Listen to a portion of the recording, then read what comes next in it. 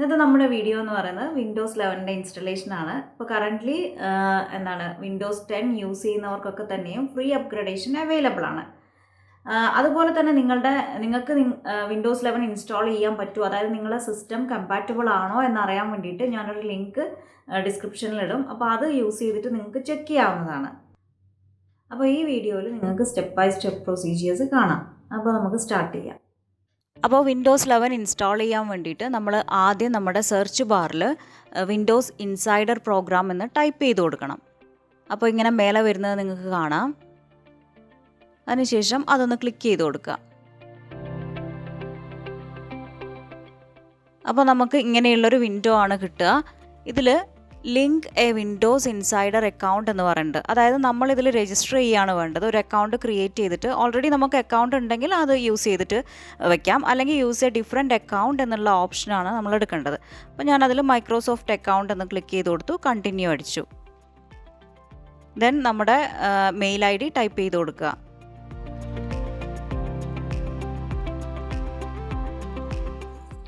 അതിനുശേഷം നെക്സ്റ്റ് അടിക്കുക. പാസ്വേഡ് ഇവിടെ ടൈപ്പ് ചെയ്ത് കൊടുക്കുക.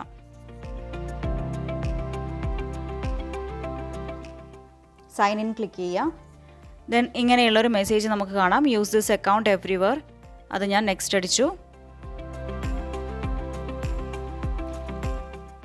അപ്പോൾ നമുക്ക് ഇങ്ങനെയുള്ളൊരു സ്ക്രീനാണ് കിട്ടുക. ഫിക്സ് ദ പ്രോബ്ലം എന്ന് പറഞ്ഞിട്ട് നിങ്ങൾക്ക് ഇവിടെ കാണാം. അതെന്തുകൊണ്ടാണെന്ന് വെച്ചിട്ടുണ്ടെങ്കിൽ നമ്മളിതുവരെ വിൻഡോസ് ഇൻസൈഡർ പ്രോഗ്രാമിലേക്ക് രജിസ്റ്റർ ചെയ്തിട്ടില്ല. അപ്പോൾ അത് രജിസ്റ്റർ ചെയ്തിട്ടുണ്ടെങ്കിൽ മാത്രമേ നിങ്ങൾക്ക് ഈ ഒരു സംഭവം, അതായത് ഫിക്സ് ദ പ്രോബ്ലം എന്നുള്ളത് മാറിക്കിട്ടുള്ളൂ. അപ്പോൾ അതിന് വേണ്ടിയിട്ട് ഇവിടെ ക്ലിക്ക് ചെയ്യുകയാണ് വേണ്ടത്. അതായത് നമ്മളിപ്പോൾ ചെയ്യാൻ പോകുന്നത് എന്താണെന്ന് വെച്ചിട്ടുണ്ടെങ്കിൽ വിൻഡോസ് ഇൻസൈഡർ പ്രോഗ്രാമിലേക്ക് നമ്മൾ രജിസ്റ്റർ ചെയ്യുകയാണ്.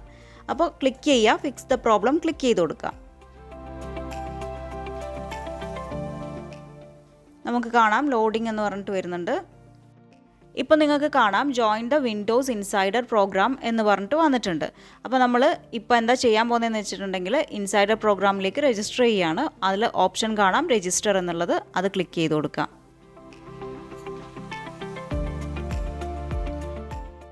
അതിനുശേഷം സൈൻ അപ്പ് ക്ലിക്ക് ചെയ്യുക. ഇതിൽ നമ്മൾ ഈ എഗ്രിമെൻറ്റ് അക്സെപ്റ്റ് ചെയ്യുക. അതിനുശേഷം സബ്മിറ്റ് കൊടുക്കുക. അപ്പോൾ നമുക്ക് ഇങ്ങനെയൊരു മെസ്സേജാണ് വരുന്നത്, thank you for registering for the Windows Insider Program. അപ്പോൾ നമ്മൾ രജിസ്റ്റർ ചെയ്ത് കഴിഞ്ഞു. ഇനി നമുക്ക് നമ്മുടെ ഇൻസ്റ്റലേഷനിലേക്ക് പോകാം. അപ്പോൾ ഞാനിതൊന്ന് ക്ലോസ് ചെയ്ത് കൊടുക്കുകയാണ്. അപ്പോൾ കണ്ടല്ലോ, ഇപ്പോൾ വി ഫിക്സ് ദ പ്രോബ്ലം എന്ന് പറഞ്ഞിട്ട് വന്നിട്ടുണ്ട്. അത് ഞാൻ ക്ലോസ് ചെയ്തു. ഉള്ളൊരു വിൻഡോ ആണ് നിങ്ങൾക്ക് കിട്ടുക. ഇതിൽ ഡെവ് ചാനൽ എന്ന് പറഞ്ഞിട്ട് നിങ്ങൾക്ക് കാണുന്നുണ്ട്. അത് ഡെവലപ്പർ ചാനലാണ്. അപ്പോൾ നിങ്ങൾ ഇത് എടുത്തിട്ടുണ്ടെങ്കിൽ ചൂസ് യുവർ ഇൻസൈഡർ സെറ്റിങ്സ് എന്ന് പറഞ്ഞിട്ട് 3 ചാനൽസ് നിങ്ങൾക്ക് കാണാം. അപ്പോൾ നിങ്ങൾ ഇതിൽ സെലക്ട് ചെയ്ത് കൊടുക്കേണ്ടത് ഫസ്റ്റ് ഓപ്ഷനാണ്, അതായത് നമ്മുടെ ഡെവലപ്പർ ചാനലാണ് സെലക്ട് ചെയ്ത് കൊടുക്കേണ്ടത്. അതിനുശേഷം നമ്മളിവിടെ കാണുന്ന വിൻഡോസ് അപ്ഡേറ്റ് ഒന്ന് ക്ലിക്ക് ചെയ്ത് കൊടുക്കുക. അപ്പോൾ ഇങ്ങനെ നമുക്ക് കാണാം ചെക്കിംഗ് ഫോർ അപ്ഡേറ്റ്സ് എന്ന് പറഞ്ഞിട്ടുള്ളൊരു സ്ക്രീൻ കാണാം. അതിൽ നമ്മുടെ അപ്ഡേറ്റ്സ് ഒക്കെ തന്നെയും ഡൗൺലോഡ് ചെയ്തുകൊണ്ടിരിക്കുകയാണ്. ഇത് ഡൗൺലോഡ് ചെയ്തതിന് ശേഷം ഇൻസ്റ്റലേഷൻ തുടങ്ങുന്നതായിരിക്കും. അപ്പോൾ ഇത് ഡൗൺലോഡ് ചെയ്തതിന് ശേഷം നിങ്ങൾക്ക് എന്തെങ്കിലും എറർ വരുന്നുണ്ടെങ്കിൽ നേരത്തെ പറഞ്ഞിരുന്നു താഴെ ഒരു ലിങ്ക് കൊടുക്കാമെന്ന്. അപ്പോൾ അതൊന്ന് ആ ലിങ്കിലുള്ള ആപ്പ് ഡൗൺലോഡ് ചെയ്തതിന് ശേഷം ഇൻസ്റ്റാൾ ചെയ്തിട്ട് റൺ ചെയ്തിട്ടുണ്ടെങ്കിൽ നിങ്ങൾക്ക് ഇങ്ങനെ കാണാൻ കഴിയും. ഇപ്പോൾ ഇവിടെ നമ്മൾ ഈ ടൂള് പുതിയൊരു ലാപ്ടോപ്പിലാണ് യൂസ് ചെയ്തിട്ടുള്ളത്. ഇതിൽ നിങ്ങൾക്ക് കാണാം എല്ലാം ഓക്കെ ആണ്. അപ്പോൾ അതിൻ്റെ മീനിങ് എന്ന് പറയുന്നത് കമ്പാറ്റബിൾ ആണ് എന്നാണ്. ഇനി ഇതിലിപ്പോൾ നിങ്ങൾക്കൊരു ഓപ്ഷൻ കാണാം, TPM എന്ന് പറഞ്ഞിട്ടുള്ള ഒരു ഓപ്ഷൻ കാണാം, അതായത് ട്രസ്റ്റഡ് പ്ലാറ്റ്ഫോം മൊഡ്യൂളാണ്. ഇത് ചിലപ്പോൾ ഓക്കെ ആയിരിക്കില്ല നിങ്ങൾക്ക് ഇൻസ്റ്റലേഷൻ ടൈമിൽ. അപ്പോൾ നമ്മൾ എന്താ ചെയ്യേണ്ടതെന്ന് വെച്ചിട്ടുണ്ടെങ്കിൽ ബയോസിൽ പോയിട്ടാണ് ഇത് ഇനേബിൾ ചെയ്ത് കൊടുക്കേണ്ടത്. ബയോസിൽ ചിലപ്പോൾ നിങ്ങൾക്ക് ഇൻറ്റൽ പ്ലാറ്റ്ഫോം ട്രസ്റ്റ് ടെക്നോളജി, അതായത് PTT, Intel platform trust technology എന്നായിരിക്കും ഉണ്ടാവുക, ഇതിൻ്റെ പേരുണ്ടാവുക. ഇത് ഡെസ്ക്ടോപ്പിലുള്ളതാണ്. ഇതിൽ കൂടുതൽ ഹാർഡ് ഡിസ്ക് ഉള്ളത് കൊണ്ടാണ് ഡിസ്ക് പാർട്ടീഷൻ ടൈപ്പ് ഓറഞ്ച് കളറിൽ കാണുന്നത്. പക്ഷേ ഇത് കമ്പാറ്റബിൾ തന്നെയാണ്, കുഴപ്പമൊന്നുമില്ല. ഇപ്പോൾ നിങ്ങൾക്ക് കാണുന്നത് ഒരു പഴയ ലാപ്ടോപ്പിൽ ചെയ്തതാണ്. ഇതിൽ നിങ്ങൾക്ക് കാണാം ഇതിൽ കുറേ കാര്യങ്ങൾ ഓക്കെ അല്ല. അപ്പോൾ ഇത് കമ്പാറ്റബിൾ അല്ല എന്നാണ് ഇതിൻ്റെ മീനിങ്.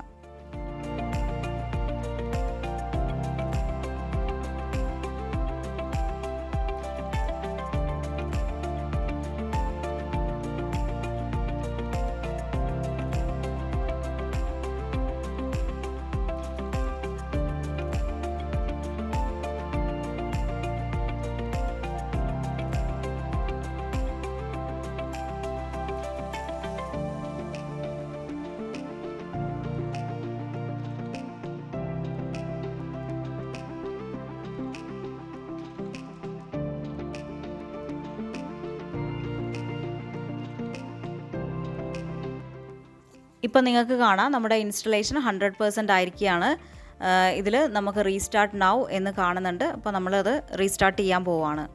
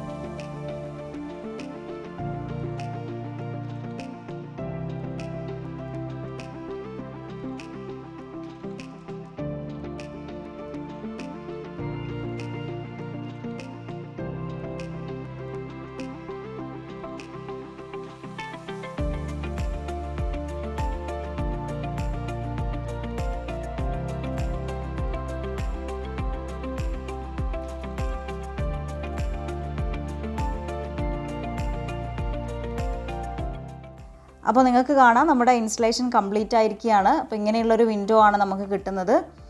നിങ്ങൾക്ക് കാണാം ഇതിലെല്ലാം സെൻട്രലൈസ്ഡ് ആണ്. അപ്പോൾ നമ്മുടെ വിൻഡോസ് 11 ഒരുപാട് ഫീച്ചേഴ്സ് ഉണ്ട്.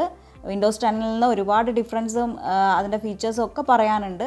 ഇപ്പോൾ നിങ്ങളുടെ ഇൻസ്റ്റലേഷൻ എല്ലാം ഓക്കെ ആണെങ്കിൽ നിങ്ങൾക്ക് കുറച്ച് സ്പേസ് ഫ്രീ അപ്പ് ചെയ്യാം. അതെങ്ങനെയാണെന്ന് വെച്ചിട്ടുണ്ടെങ്കിൽ നിങ്ങളുടെ പഴയ വിൻഡോസ് ഇൻസ്റ്റലേഷൻ ഉണ്ടല്ലോ, അതായത് വിൻഡോസ് 10 ആണെങ്കിൽ അത് വിൻഡോസ് ഇൻസ്റ്റലേഷൻ കുറച്ച് സ്പേസ് യൂസ് ചെയ്യുന്നുണ്ടാവും. അത് നിങ്ങൾക്ക് ഫ്രീ അപ്പ് ചെയ്യാം. അതെങ്ങനെയാണെന്ന് ഞാനിവിടെ പറഞ്ഞുതരാം. അതായത് നിങ്ങൾക്കിപ്പോൾ സി ഡ്രൈവിലേക്കാണ് അതിന് വേണ്ടിയിട്ട് നിങ്ങൾ പോകേണ്ടത്. സി ഡ്രൈവ് ക്ലിക്ക് ചെയ്യുക. അതിൽ വിൻഡോസ് ഓൾഡ് എന്നുള്ള ഒരു ഫോൾഡർ നിങ്ങൾക്ക് കാണാം. ഇതിലാണ് വിൻഡോസ് 10ൻ്റെ ഇൻസ്റ്റലേഷൻ ഫയൽസൊക്കെ ഉള്ളത്. അത് റിമൂവ് ചെയ്യുക എങ്ങനെയാണെന്ന് വെച്ചിട്ടുണ്ടെങ്കിൽ നിങ്ങൾ ദിസ് PC എടുക്കുക. അതിൽ സി ഡ്രൈവ് എടുക്കുക. അതിൻ്റെ റൈറ്റ് ക്ലിക്ക് ചെയ്ത് പ്രോപ്പർട്ടീസ് എടുക്കുക. അതിൽ നിങ്ങൾക്ക് കാണാം ഡിസ്ക് ക്ലീനപ്പ് എന്നുള്ള ഓപ്ഷൻ കാണാം. അതിൽ ക്ലീനപ്പ് സിസ്റ്റം ഫയൽസ് എന്നുള്ള ഓപ്ഷൻ ക്ലിക്ക് ചെയ്യാം. ഇതിലുള്ള എല്ലാം സെലക്ട് ചെയ്ത് കൊടുക്കാം. ഇതൊക്കെ ഡിലീറ്റ് ആയി പോയിട്ടുണ്ടെങ്കിലും ഒന്നും ഒരു കുഴപ്പവും സംഭവിക്കില്ല. അപ്പോൾ നിങ്ങൾക്ക് എല്ലാ കാര്യങ്ങളും സെലക്ട് ചെയ്ത് കൊടുക്കാം. അപ്പോൾ ഇവിടെ കാണാം നിങ്ങൾക്ക് 23 GB സ്പേസ് ഫ്രീ ആക്കാൻ പോവുകയാണിപ്പോൾ. നമ്മൾ ഓക്കെ അടിക്കുക. ഓക്കെ അടിക്കുമ്പോൾ നമ്മളോട് ചോദിക്കുന്ന ഇതാണ്, are you sure you want to delete this files permanently എന്നുള്ള ഒരു ഓപ്ഷൻ നിങ്ങൾക്ക് വരുന്നുണ്ട്. അത് യെസ് അടിച്ചു കൊടുക്കുക.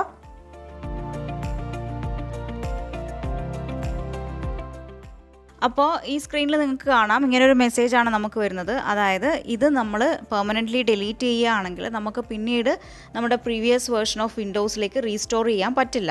അതായത് വിൻഡോസ് 10ലേക്ക് നമുക്ക് തിരിച്ചു പോകാൻ പറ്റില്ല. അതുകൊണ്ടാണ് നേരത്തെ പറഞ്ഞത് എല്ലാം വർക്കിംഗ് ആണെങ്കിൽ മാത്രം നിങ്ങൾക്ക് ഈ ഫയൽസ് ഇവിടുന്ന് ക്ലിയർ ചെയ്യാമെന്ന്. അപ്പോൾ അത് ശ്രദ്ധിച്ച് വേണം ചെയ്യാൻ. അപ്പോൾ നമുക്ക് ഇനി അടുത്ത വീഡിയോയിൽ ഇതിൻ്റെ ഫീച്ചേഴ്സൊക്കെ ആയിട്ട് കാണാം. So thank you for watching. By.